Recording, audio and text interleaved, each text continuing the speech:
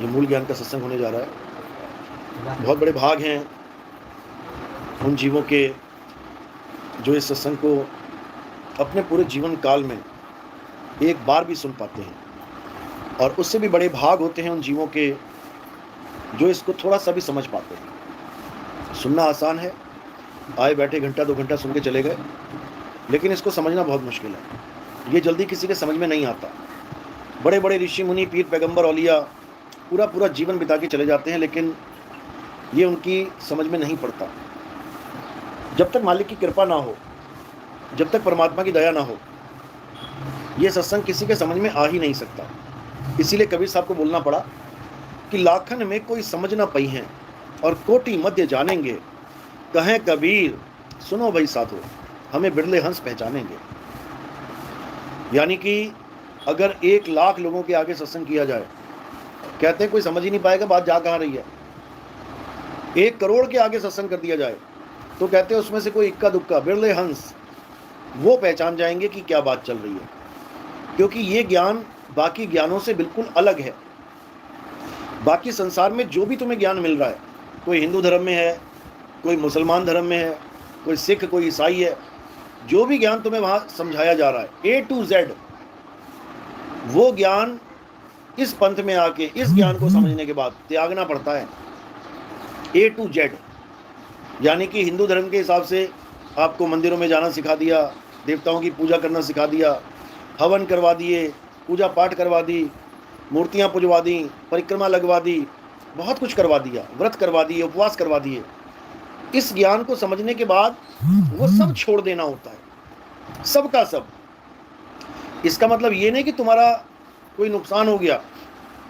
पहली से लेके 12वीं तक बच्चा जितनी भी किताबें पढ़ता है, कॉलेज में जाके क्या होता है, वो सारी किताबें छूट जाती हैं। बैग भर भर के लेके जाता है 12वीं तक, और जब कॉलेज जाता है तो क्या होता है, हाथ में एक पेन और एक रजिस्टर। अब कहाँ गया वो बस्ता? वो 20-20 किताबें, 20-20 कॉपियाँ कहाँ गई? सब छूट गई। इसका मतलब ये नहीं कि उसका नुकसान हो गया, इसका मतलब ये हुआ कि उसकी तरक्की हो गई, उसकी तरक्की हो गई। वो वहां पहुंच गया जहां एक पेन और एक रजिस्टर में ही काम चल जाता है। इसी प्रकार जब तक तुम्हें आत्मज्ञान नहीं हुआ, जब तक तुम्हें आत्मज्ञानी गुरु नहीं मिला, तब तक तुम्हें अलग अलग तरह के गुरु मिलते रहेंगे। कोई कहेगा राम राम जप ले, श्याम श्याम जप ले, ओम नमः शिवाय जप ले, ये कर ले, वो कर ले। कोई कहेगा नहीं, गंगा में जाके नहा, तब तेरे कर्म कटेंगे। कोई नाम से कर्म कटवाएगा कि नाम जप ले तो पाप मुक्त हो जाओगे, कर्म कट जाएंगे। कई कहेंगे गंगा में छलांग मार, वहां डुबकी मार के आ तो तेरे पाप कटेंगे। कई कहेंगे हवन कर, यज्ञ कर, सत्यनारायण की कथा करवा, तब तेरे पाप खत्म होंगे। अलग अलग तरीकों से अलग अलग ज्ञान तुम्हें पकड़ा दिया जाएगा, लेकिन ये कब तक? जब तक आत्मज्ञानी गुरु नहीं मिला। और जैसे ही आत्मज्ञानी गुरु आ गया जीवन में, ये सारा ज्ञान खत्म हो जाएगा, सब खेल खत्म। तब केवल एक ही चीज रहेगी आपके जीवन में, और वो क्या है? उसे आत्मज्ञान कहते हैं। तो आज उसी आत्मज्ञान को अच्छे से समझेंगे, ताकि हमारा जीवन का जो असली मकसद है, इस इंसान जन्म का जो असली मकसद है, वो हमारा सफल हो जाए। वो सफल नहीं हुआ तो कोई फायदा नहीं इंसान जन्म लेने का। मैं अरबपति, मैं करोड़पति, सब बेकार, जीरो। क्यों? अब कुत्ता बिल्ली बनेगा, अब सुअर गधा बनेगा, गलियों में गंद खाएगा, क्या फायदा उस अरबपति का? तो अब क्या करना है? अब आत्मज्ञान को समझना है। तो आज का सत्संग शुरू करने से पहले परमात्मा के नाम पे जयकारा लगाएंगे और फिर सत्संग शुरू करेंगे। बोलिए परमपिता परमात्मा की, सदगुरु बंदी छोड़ कबीर साहिब की, सभी संतों की, सभी भक्तों की, सदगुरु मदनपति साहिब की, दीवान जवाहरपति साहिब की, सदगुरु राम सेवक साहिब की, सदगुरु वैरागपति साहिब की, कलीनापुर धाम की, सभी संतों की, इस गांव नगर बस्ती की, आज के आनंद की, सत्संग में आए सभी भक्तों की, इनके माता पिता, इनके गुरुदेव की, सकल हंस को बंदगी, साहेब बंदगी, सतनाम। तो ये जो ज्ञान है, ये वो ज्ञान नहीं है जो आपको आज तक अन्य संतों के द्वारा बताया गया, क्योंकि लोग समझ नहीं पाते। कहते हैं अरे किसी भी गुरु से नाम ले लो, तुमने किससे लिया? मैंने उससे लिया। तुमने किससे लिया? मैंने उससे लिया। तुमने? मैंने उससे ले लिया। चलो गुरु तो कर लिया, चलो गुरु धारण हो गया, नाम जप रहे हैं, भगवान मुक्ति दे देगा, एक की भी होने वाली नहीं है। क्यों? क्योंकि गुरु गुरु में भेद है, गुरु गुरु में भाव, और सोई गुरु नित मंदिए जो शब्द बतावे दाव। यानी गुरु वो नहीं होता है जो तुम्हें नाम जपवाता है, वो जपी होता है। गुरु में और जपी में जन्म जमीन आसमान का फर्क है। जो तुम्हें तपस्या करना सिखा दे वो तपी होता है। गुरु में और तपी में जमीन आसमान का फर्क है। जो तुम्हें घर बार छोड़ के सन्यासी बना दे उसे, उसमें और गुरु में जमीन आसमान का फर्क होता है। लेकिन लोगों को नहीं पता कि फर्क क्या है, तो लोग जपियों को गुरु मान लेते हैं। कहाँ से नाम लिया तुमने? मैंने वृंदावन से नाम लिया, राधे राधे नाम दिया गुरुजी ने जपने को। वो गुरुजी नहीं है, वो जपी है, जपी। यानी जो तुम्हें ज्ञान समझाए उसको गुरु कहते हैं, जो नाम जपवाए उसको गुरु नहीं कहते। नाम जपने वाला भी, जपवाने वाला भी गुरु हो सकता है कभी। जितने लोग आए, चलो राम राम जपो, मैं तुम्हारा गुरु, तू मेरा चेला। बता, अरे गुरु का मतलब है ज्ञान देने वाला, नाम जपवाने वाला थोड़ी नहीं होता है। लेकिन यहां पर उल्टी रीत चल पड़ी है। यहां नाम जपवाने वाले को गुरुजी बोल रहे हैं लोग। जैसे सत्संग और कथा दोनों में जमीन आसमान का अंतर है। सत्यनारायण की कथा, राम जी की कथा, श्याम जी की कथा, हनुमान जी की कथा, ये कथा सुनाने वाले बाबा लोग और सत्संग करने वाले गुरुओं में जमीन आसमान का अंतर है। वो कथा सुना रहे हैं तुम्हें, राम जी कब पैदा हुए, राम जी की शादी कब हुई, राम जी लंका में कब गए, राम जी ने कैसे कैसे युद्ध किया, कैसे राम जी ने दुनिया छोड़ी चले गए। ये सत्संग नहीं है, ये राम कथा है। कथा सुनाने वाले बाबा बड़े बड़े बैनर पे लिखवा रहे हैं कि सत्संग 4 दिवसीय, 5 दिवसीय, 7 दिवसीय सत्संग। और सत्संग में क्या बता रहे हैं? राम जी और कृष्ण जी की कथाएं सुना रहे हैं।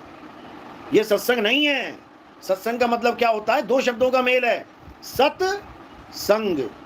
यानी जो तुम्हें सत्य का पाठ पढ़ा दे, जो तुम्हें सत्य बता दे और उसके साथ संग कैसे करना है ये बता दे, उसको कहते हैं सत्संग। संग यानी साथ। कहते हैं मेरे संग कौन चलेगा, यानी मेरे साथ कौन चलेगा। तो सत्संग का मतलब है जहां पर तुम्हारा साथ सत्य से करवा दिया जाए, उसको सत्संग कहते हैं। और जो राम जी की कथा, कृष्ण जी की कथा, माता दुर्गा की कथा और इसकी कथा उसकी कथा सुनाए, वो कथावाचक हैं, वो गुरुजी नहीं है। तुम बैठ जाओ कथा रट के, तुम्हें सुनने लग जाएंगे लोग, तो तुम गुरुजी बन गए। मैं कथाओं का नाम गुरु नहीं है। लेकिन लोगों को भेद ही नहीं पता, करे तो करे क्या। 5 नाम जपने वाला गुरु बना लिया, 10 नाम जपने वाला गुरु बना लिया, पंथ का नाम ही रख लिया 10 नामी पंथ। बताओ, परमात्मा एक है तो 10 नाम क्या करूंगा मैं उसके? इससे अच्छा तो 1 नामी पंथ रख लेता, तब भी समझ में आता कि 1 नाम परमात्मा का। 10 नाम परमात्मा के किसने बना दिए? और केवल हिंदुओं में नहीं है, कुरान में 99 नाम रखे गए हैं परमात्मा के, अल्लाह के। बताओ, अरे एक खुदा से कितना बढ़िया अल्लाह रख देते, कितना बढ़िया नाम है। लेकिन 99 नाम कुरान में रखे गए हैं। कारण क्या है? कारण यह है कि खुदा का, अल्लाह का अपना कोई नाम है ही नहीं। ये तो जैसे उसके गुण देखे गए वैसे उसके नाम रखे गए। कादिर, करीम, ऐसे ही हमारे धर्म में दयाल। तो ऐसे ही अलग अलग नाम किसने रखे? इंसानों ने।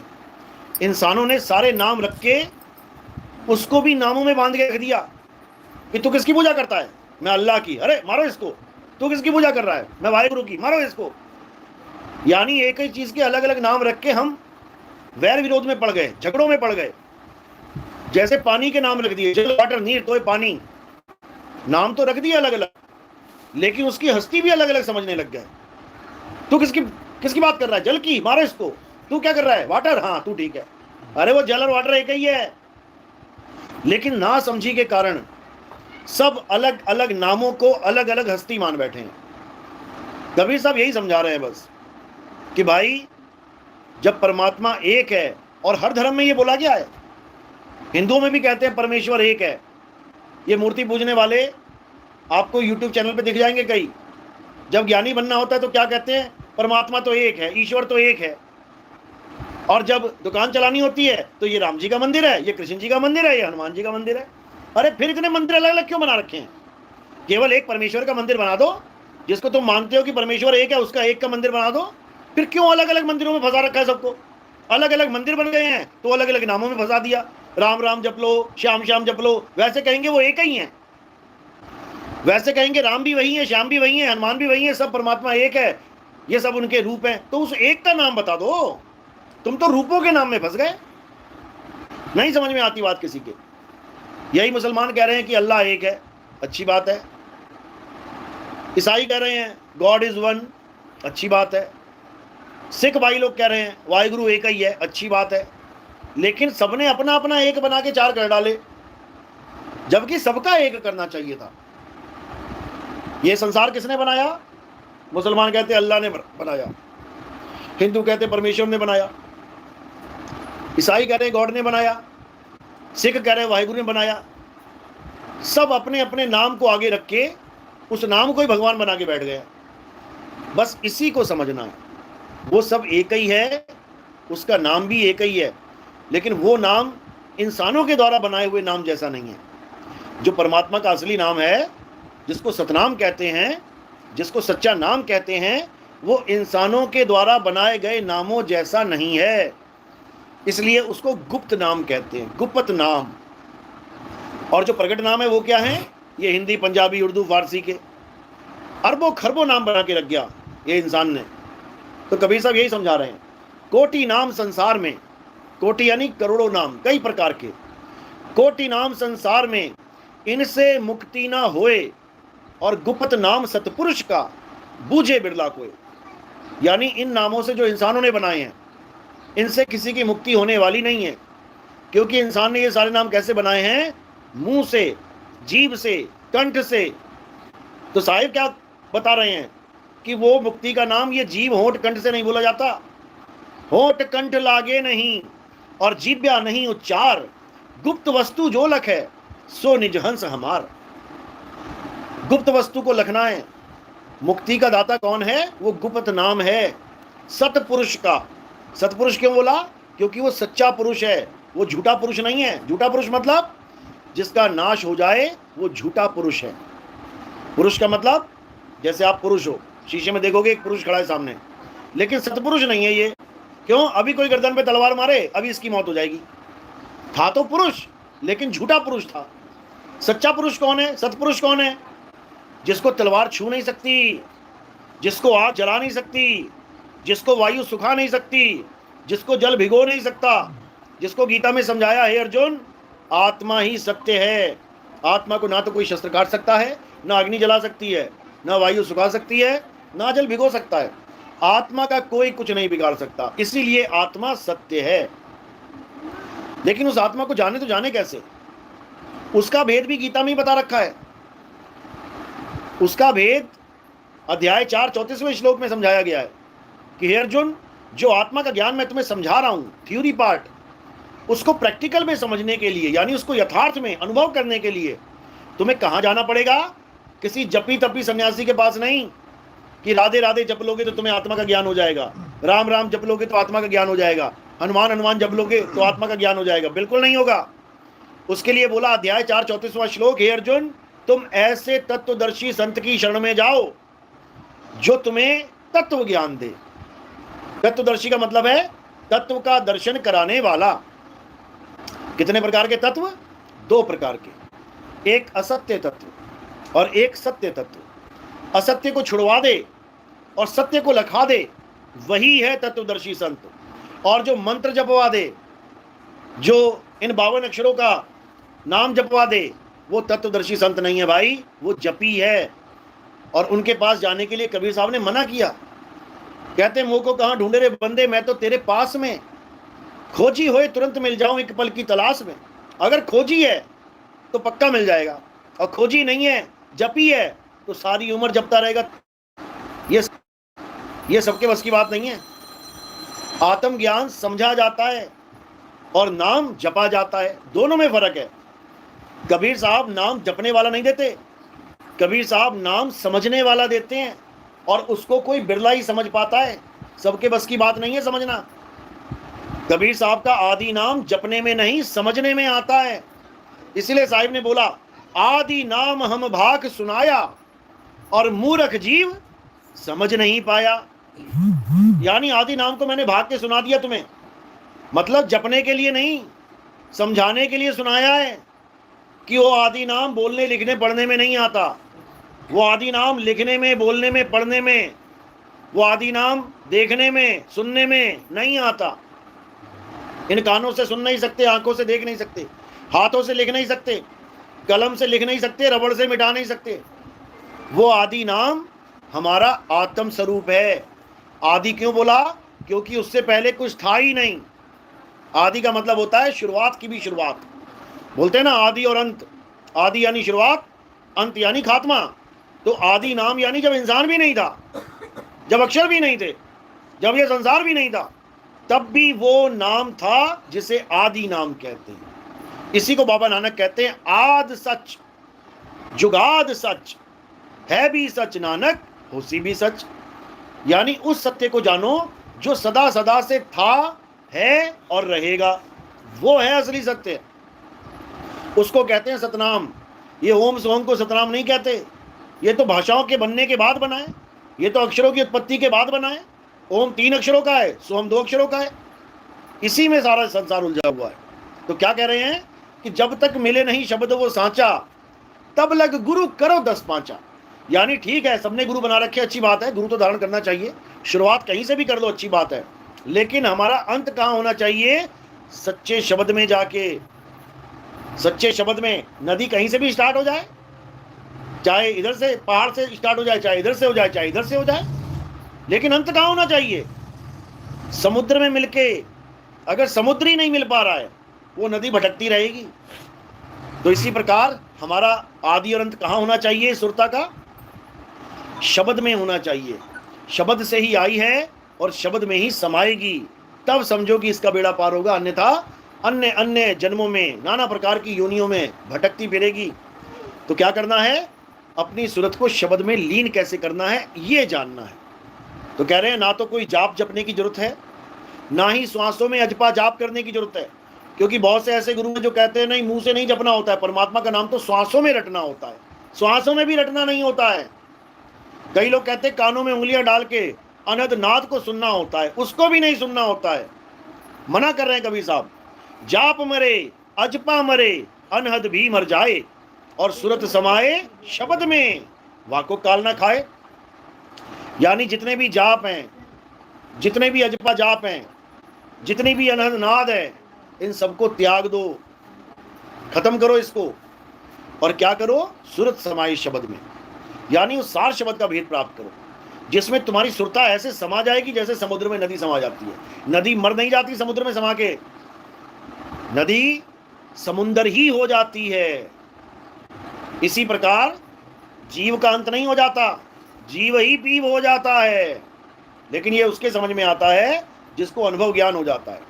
तो इसीलिए कबीर साहब ने बार बार समझाया कि बहुबंधन में बांधया एक बेचारा जीव, और केवल छूटे आपने जो ना छुड़ाए पीव।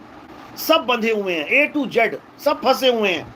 कोई सोच रहा है मंदिर में जाके मेरी मुक्ति हो जाएगी, कोई कह रहा है मस्जिद में जाके मुक्ति हो जाएगी, कोई कह रहा है गुरुद्वारे चला जाऊं मुक्ति हो जाएगी, कोई कह रहा है चर्च चला जाऊं। सब मुक्ति के लिए भाग रहे हैं, सब मुक्ति के लिए दौड़ रहे हैं, लेकिन जहां पर मुक्ति होनी है उसका आता पता नहीं है। तो कहां होगी मुक्ति? तुम्हारे सत्य स्वरूप में जाके मुक्ति होगी, तभी तुम मुक्त हो पाओगे। और मुक्त होना किससे है? इस काया से मुक्त होना है। ये काया ही जेल है, इसी जेल में कैदी फंसा हुआ है। और दुख की बात यह है कि जो कैदी जेल में फंसा है वो परमात्मा भी जेल ही में ढूंढ रहा है। सबसे बड़ी दिक्कत तो ये है, जिस जेल में कैदी फंसा हुआ है वो सोच रहा है कि परमात्मा भी उसी जेल में रहता है। और ये गलत इंफॉर्मेशन किसने दे दी? इन गुरुआ लोगों ने, इन नकली गुरुओं ने। सबसे पहले तो वो बेचारा बाहर फंसा हुआ था, मंदिर मस्जिद में भटक रहा था, यानी बाहरमुखी साधना कर रहा था। उससे भी ज्यादा बेड़ा गर्क करवा दिया इन अंतर्मुखी साधना वालों ने कि परमात्मा बाहर नहीं है, परमात्मा अंदर है। और ज्यादा भरमा दिया उसको। कम से कम बाहर बाहर करता तो घूमता तो रहता, कोई गुरु मिल जाता, अंदर बैठ के तो पूरा ही जोगी बन गया। सबसे बड़ी दिक्कत है तो बाहर और अंदर दोनों ही जगह परमात्मा नहीं है, नहीं प्राण में, नहीं पिंड में, ना ब्रह्मांड आकाश में। इस एक ही लाइन में दोनों का जिक्र आ गया। नहीं प्राण में, यानी ये जितने भी प्राण योगी हैं, ओहम ओहम सोहम सोहम ओम सोहम, हटाओ इसको। नहीं प्राण में, नहीं पिंड में, पिंड यानी ये काया शरीर, इसमें भी परमात्मा नहीं है। नहीं प्राण में, नहीं पिंड में, और ना ब्रह्मांड आकाश में, बाहर भी नहीं है, ना बाहर ना अंदर। फिर कहां है? भेदी गुरु समझाता है, मैं तो तेरे पास में साधो, मैं तो तेरे पास में। अब वो पास कहां है, वो भेदी गुरु समझाता है। और जब तुम्हें पास का पता लग जाता है, तब तुम्हारी भक्ति चालू हो जाती है। फिर तुम्हें आंखें भी बंद नहीं करनी, कान भी बंद नहीं करने, श्वासों पे भी ध्यान नहीं देना, नाभि पे भी ध्यान नहीं देना, और तुम्हें बाहर भी नहीं भटकना। दोनों से छुट्टी, दोनों से मुक्ति। समझो, ना तो परमात्मा अंदर और ना ही बाहर, दोनों का खेल खत्म। तो परमात्मा ना अंदर है ना बाहर है, तो कहां है? मैं तो तेरे पास में, खोजी होए तुरंत मिल जाऊं, एक पल की तलाश में। जब भेदी गुरु मिल गया, एक पल में बता देगा बेटा परमात्मा कहां है। आंख बंद करने की जरूरत भी नहीं पड़ेगी।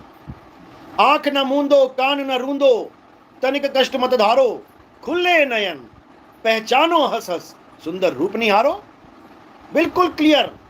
लेकिन ये उसको समझ में आएगी जिस पर मालिक की कृपा हो, और जिस पे काल भगवान की कृपा हो गई है, वो अंदर ही जाएगा, वो अंदर ही भटकेगा, वो अंधेरे में प्रकाश देख के फूला नहीं समाएगा। पतंगा देखा है ना, पतंगा जब कहीं आग जल जाती है तो बड़ा खुश हो जाता है, वाह अंधकार में प्रकाश हो गया। और फिर क्या करता है? उसी आग में छलांग मार के मर जाता है। वो तेरा कल्याण करने के लिए नहीं, तेरा नाश करने के लिए आग जली हुई है। जो त्रिकुटी में ज्योत जली हुई है, इस ज्योत ने सबका नाश कर डाला है। यही है ज्योति निरंजन, यही है मन। इसी को बोला है मन तू ज्योत स्वरूप है, अपना मूल पहचान। तेरा मूल ये मन नहीं है, तेरा मूल कुछ और है। वो भेदी गुरु समझाता है। इसी को बोला है ज्योति स्वरूपी हाकिमा, जिन अमल पसारा, अमल मिटाऊं तासु का, और पठाऊं भव पारा, कहें कबीर सुनो भाई साधो, जो निज होए हमारा। यानी मैं इस ज्योत का खेल ही खत्म कर दूंगा। कैसे खत्म होगा इसका खेल? आंख बंदी मत करो। जब आंख बंदी नहीं करोगे तो कैसे पकड़ेगा ये हमें, कैसे आकर्षित करेगा ये? आग जलाओगे नहीं तो पतंगा मरेगा कैसे? आग जल गई तो आकर्षित हो जाएगा। इसलिए साहिब कह रहे हैं आंख ना मूंदो, आंख ही बंद नहीं करनी है, कान ना रूंदो, क्योंकि कान बंद करोगे तो इसने एक और जाल फंसा रखा है, अनहद नाद का। इसके पास दो जाल हैं सबसे ज्यादा, देखने का और सुनने का। देखने का जाल क्या है? ये दिखाता बहुत है, कभी प्रकाश दिखा देगा, कभी उसी प्रकाश में गुरुजी दिखा देगा। जितने बाबा लोग बैठे हैं सबका चेहरा धारण कर सकता है ये मन, समझ लो। और ये तुम्हें भी रोज दिखाता है, तुम देखते हो इसकी कलाकारी। तुम सपने में देखते हो, आज मम्मी आई, आज पापा आया, आज भाई बहन आए। कहाँ आए? कौन थे वो लोग? ये तुम्हारी मन की कल्पना थी। यही मन भाई बहन, माँ बाप, गुरु बन के सामने खड़ा हो जाता है। इसी को कबीर साहब ने समझाया है कि काल काल सब कोई कहे, काल न चीने कोई। और जितनी मन की कल्पना, ये काल कहा। वैसे जो राधा स्वामी के चेले हैं उनके आगे राधा स्वामी बाबा बन के आ जाएगा, जो रामपाल जी के चेले हैं उनके आगे रामपाल जी बन के खड़ा हो जाएगा, जो निरंकारी के चेले हैं उनके आगे निरंकारी बाबा बन के आ जाएगा, जो कृष्ण जी का भगत है कृष्ण बन के आ जाएगा, जो राम जी का भगत है उसके आगे राम बन के आ जाएगा। क्योंकि सारी शक्लें इसी की हैं, ये किसी की भी शक्ल धारण कर सकता है। अर्जुन के आगे विराट रूप में इसने पूरा संसार दिखा दिया, सारे चेहरे दिखा दिए, सारे लोग दिखा दिए, सारे देवी देवता, सारे राक्षस दिखा दिए, सब कुछ दिखा दिया। ऐसा कुछ नहीं है संसार में जिसका ये रूप धारण नहीं कर सकता, सबका। समझ लो, बस एक चीज धारण नहीं कर सकता, ये सत्य स्वरूप, शब्द स्वरूप, जो असली सार शब्द का स्वरूप है, वो ये धारण नहीं कर सकता। बाकी सब है इसके पास, अनहद बाजे इसके पास पहले से भरपूर है। तो कबीर साहब ने इसका भी भेद खोला कि अनहद नाद का ज्ञान देने वाले जितने भी गुरु हैं, जो कहते हैं कि अनहद नाद सुनो, बाणी आएगी तुम्हारे पास, बांसुरी आएगी, वीणा आएगी, तुम्हारे सरंगी आ जाएगी, ये सब काल का जाल है। तो क्या कह रहे हैं? अनहद बाजा जम का थाना, पांचों तत्व करे घमसाना। यानी ये पांचों तत्वों की आपसी आवाज है। ये जैसे दो चीजें टकराती हैं आवाज होती है, ऐसे ही ये पांचों तत्वों की अपनी आवाजें हैं, टकरा टकरा के आ रही हैं। तो कह रहे हैं अनहद बाजा जम का थाना, जम यानी यमराजा, निरंजन उसका थाना है। ये कहाँ है उसका थाना? ये खोपड़ी है उसका थाना, इसी में अटका रखा। जितने भी देवी देवता, जितने भी भगवान तुम देख लोगे, वो क्या कर रहे हैं? ये बैठे हैं आंखें बंद करके। कहाँ पे ध्यान है उनका? आंखें बंद करके इसी खोपड़ी में ध्यान है, इसी में अटका रखा है सबको। इसके अंदर ऐसी नाड़ियां हैं, ऐसी नाड़ियां, चक्कर घुमा रखा है सबका, जिसमें से सबसे प्रमुख नाड़ियां कौन सी हैं? इंगला, पिंगला, सुषमना। एक बार तुम सुषमना में घुस गए तो तुम्हारा घन चक्कर बना देगा ये घुमा घुमा के, इतना बुरा हाल है इसका। तो साहिब इसका खात्मा कर देते हैं। इंगला पिंगला सुषमना में जाना ही नहीं है, बाईपास रोड निकाल दो इससे, शहर में घुसना ही नहीं है, शहर के बाहर बाहर निकल जाएंगे। इसी को विहंगम चाल बोला गया है। यानी तुमने अमेरिका जाना है, रास्ते में पाकिस्तान पड़ रहा है, कैसे जाओगे?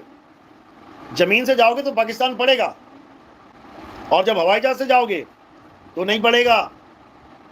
तुम बाहर बाहर चले गए, तुम बाईपास करके चले गए उसको। इसी को साहिब ने बोला है कि शब्द विहंगम चाल हमारी। यानी अगर विहंगम चाल यानी पक्षी की चाल अगर तुम्हें मिल जाए तो तुम्हें काल की नगरी में एंट्री करनी ही नहीं पड़ेगी, सीधे अपने धुरधाम पहुंच जाओगे। इसी को जहाज बोला नानक साहब ने। नानक नाम जहाज है, चढ़े सो उतरे पार, जपे से उतरे पार नहीं बोला कि नानक नाम जहाज है, जपे से उतरे पार। जपे नहीं, चढ़े। इसी को वाणी में कहते हैं तू चढ़े शब्द का रथ। अगर शब्द के रथ पे चढ़ गए तो तुम्हें कोई मार नहीं सकता, बाल बाका नहीं कर सकता। तो कैसे? विहंगम चाल से। इसी को समझा रहे, शब्द विहंगम चाल हमारी, और कहें कबीर सतगुर दई तारी। खुले कपाट शब्द झनकारी, और पिंड यंड के पार सो देश हमारा है। कर नैनो दीदार महल में प्यारा है। इसको समझने में पूरा जन्म लग जाएगा। 32 कलियां हैं इस शब्द की। बड़े बड़े धुरंधर आए और फेल होके चले गए, इसकी व्याख्या तक नहीं कर पाए। कारण क्या है? क्योंकि जो जो वो बता रहे हैं उसका अनुभव ही नहीं हुआ है, तो कैसे बताएंगे? जो नकली माल था वो उठा के असली बना दिया, और जो असली चीज थी उसका ज्ञान नहीं है, तो क्या करेंगे?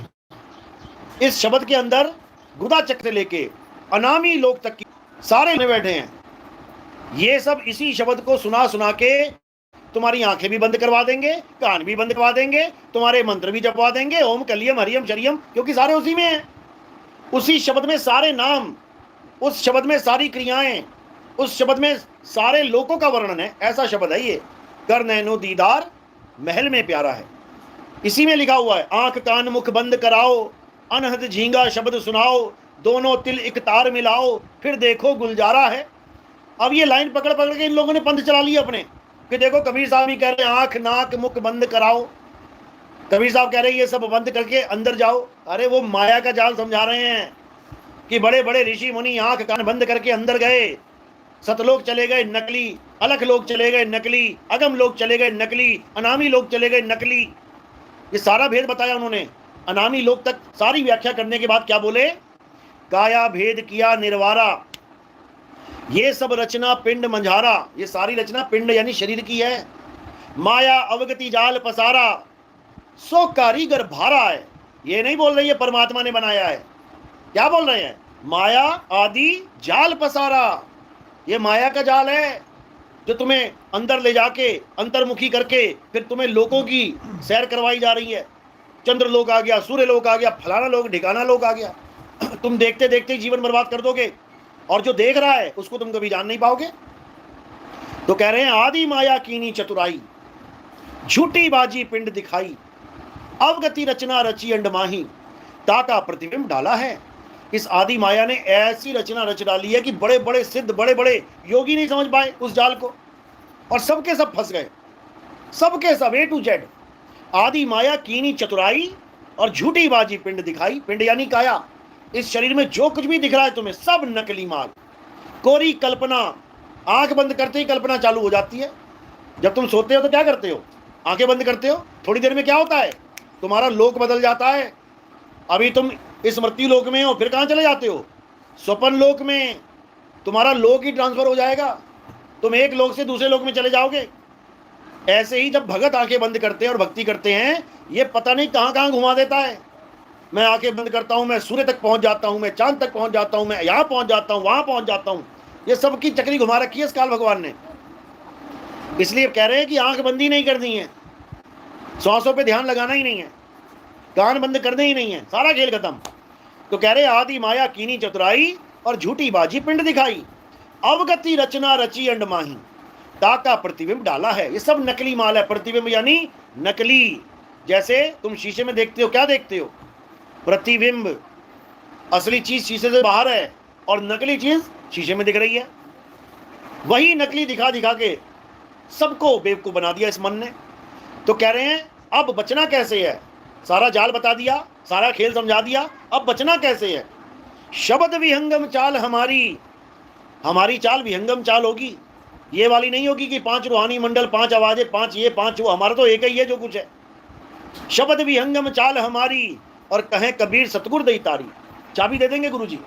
खुले कपाट शब्द झनकारी और पिंड अंड के पार, सो देश हमारा है। इस काया माया के पार, इस पूरे ब्रह्मांड के पार सो देश हमारा है और कर नैनो दीदार महल में प्यारा है। इतनी सी बात समझने में पूरा जीवन बीत जाता है इंसान का, जन्मों जन्म बीत जाते हैं। लेकिन मालिक की कृपा हो जाए तो एक पल में समझ में आ जाती है बात, क्योंकि है ज्ञान अटपटा, लेकिन विवेकियों के लिए नहीं। अटपट ज्ञान कबीर का झटपट लखा न जाए, और जो इसको झटपट लखे तो सब खटपट मिट जाए।